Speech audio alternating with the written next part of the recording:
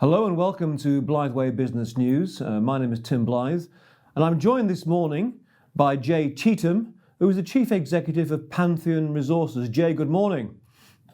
Good afternoon to you, Tim. And where here in Texas? You're in Texas right now, which I'm sure is a lot warmer than London. But we're going to start, Jay, by asking you, give us a quick overview of I know you're in both Alaska and Texas, but give us the overview, please, of Pantheon Resources. Tim, Pantheon Resources has about 1,000 acres on the north slope of Alaska. It sits under the Dalton Highway, which is the haul road, ice road truckers if you watch it, and the Trans-Alaska Pipeline System. We were also just recently the high bidder, although we haven't been awarded those leases yet. The state takes some time to do that, on about 28,000 additional acres on the north slope.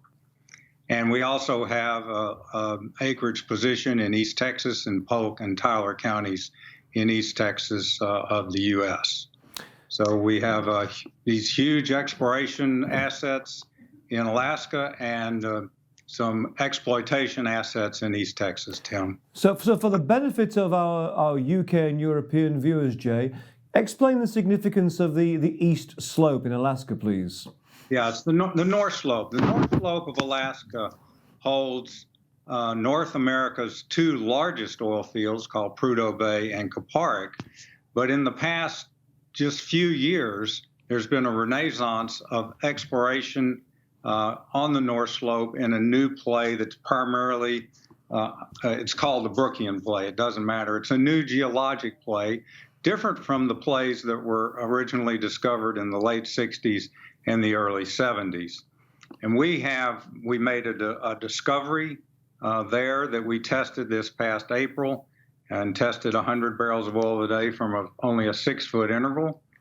We have several other prospects on the North Slope in this Brookian play that have literally billion-barrel types of potentials for development. And it's really exciting.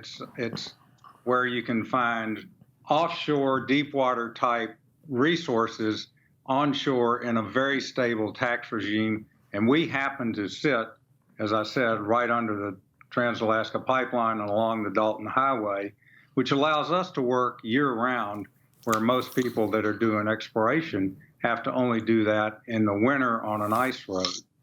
We also have No, I saw you've recently announced the acquisition of these key leases on the North Slope. So this is positioning the company for presumably a lot of growth.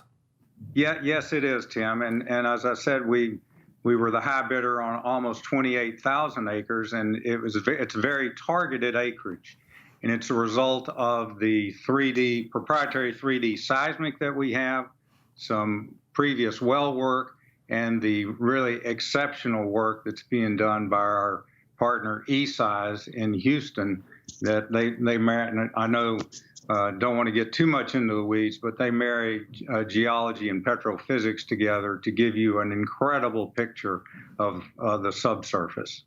And I understand, Jay, you're currently looking for Farmout partners for the Alaskan projects. Can you update us on how that process is going, please? Yes, we are looking for Farmout partners, and it's key for everyone to understand that we're looking for, a very large program from our Farmout partner. We hope to get a 4-well program plus payment of some back costs, so it's a fairly expensive program.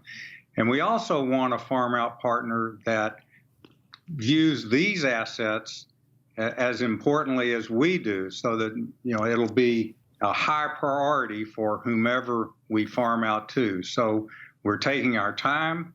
It's going positively, but it's not a process that happens overnight, because we are gonna pick a partner that we like, that fits with us, that has the same idea about developing these assets on the North Slope that we do. I guess, with the same kind of urgency. I must have the most scale of ambition as you do as well, and share that ambition. Yes, correct. Okay, so if for shareholders in Pantheon and potential shareholders, exciting times in Alaska. What can you update us on, if anything, about the assets in East Texas, Jay? Well, the assets in East Texas have had to take a backseat to all of the activity we've been doing in Alaska right now, Tim. We have recently picked up some additional 3D seismic on East Texas. In the new year, we will be reworking that seismic to determine our next steps. But as in Alaska, we want to do the core work, the geology and the geophysics, before we make our next move and spend any significant dollars in East Texas. The wells that we have there currently are compromised. We know that. We know the reasons they were compromised. I won't get into it. It's very technical, but we will do things differently in the future. So it's fair to say that for the next few months at least, your Pantheon's focus is going to be on Alaska. Is that right? Yes, we're going to be well focused on Alaska. It's clearly the key to what we have right now. It's a near term.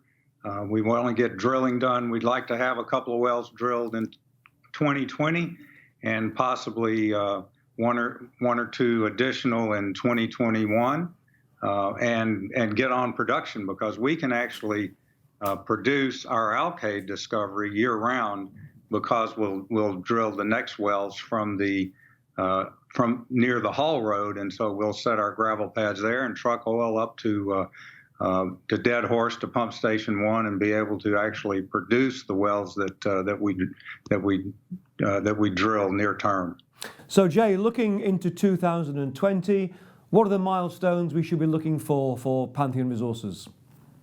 Tim, we should be looking for a 2-well drilling program in Alaska, and the announcement of what we're going to do in East Texas, possibly a new well or a sidetrack.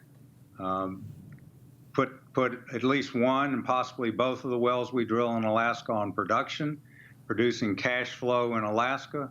That depends on the Farmout, but the key to that will, of course, be bringing in the Farmout partner that, as we mentioned earlier in our conversation, fits with our program, what we want to do, how excited we are about the Alaskan assets, and views them similarly to Pantheon.